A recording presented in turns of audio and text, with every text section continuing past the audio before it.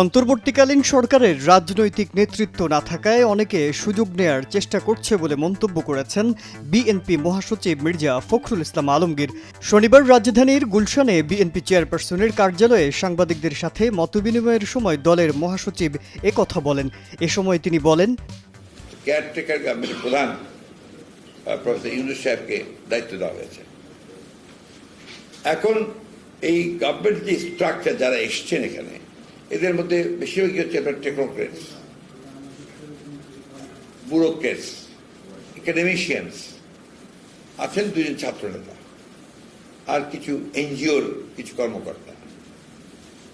এখানে যেটা সবচেয়ে বড় ল্যাকিং সেটা হচ্ছে একটা পলিটিক্যাল যে একটা আপনার বিষয়, সেটা কিন্তু একটু ল্যাকিং আছে। মতবিনিময়ের সময় পার্বত্য চট্টগ্রামের সহিংসতা এবং ঢাকার দুটি বিশ্ববিদ্যালয়ে গণপিটুনির ঘটনার উল্লেখ করেন বিএনপি মহাসচিব। মির্জা ফখরুল বলেন, চট্টগ্রামের দুটি জেলায় যে ঘটনা ঘটেছে সেটি বিচ্ছিন্ন ঘটনা না, ইউনিভার্সিটিতে যেটা ঘটেছে সেটাও বিচ্ছিন্ন ঘটনা না। এখানে রাজনীতিকরণের আভাস আছে।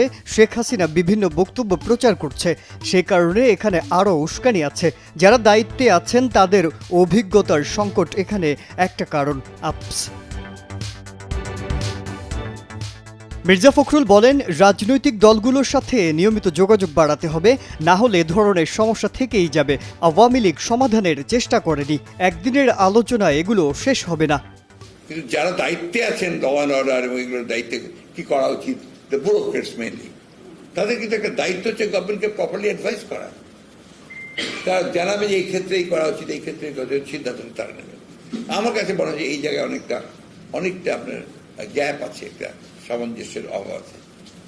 এটা হচ্ছে আমি এতগুলো কথা বললাম আপনাদেরকে এই ধারণাটা দেওয়ার জন্য যে আসলে প্রবলেমগুলো ওই জায়গায়, নট দ্যাট যে this government is not serious. এটা খুবই সিরিয়াস, করতে চান, সব কিছু করতে পারেন, কিন্তু কোথাও এই ল্যাকিংগুলোর কারণে ঠিক অত, আর আমাদের অতটা আশা করাও বোধহয় ঠিক হবে না। ঢাকা বিশ্ববিদ্যালয়ে ছাত্র রাজনীতি বন্ধের সিদ্ধান্তের সমালোচনা করে বিএনপি মহাসচিব বলেন, ঢাকা বিশ্ববিদ্যালয়ে ছাত্র রাজনীতি বন্ধ করা ভালো হয়নি। মাথা ব্যথা হলে মাথা কেটে ফেলা সমাধান হতে পারে না।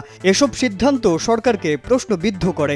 লেজুর ভিত্তিক রাজনীতি বন্ধ করে সুস্থ ধারার ছাত্র রাজনীতি না থাকলে দেশের রাজনীতি টিকে থাকবে না। মাজহারুল আলম, কালের কণ্ঠ।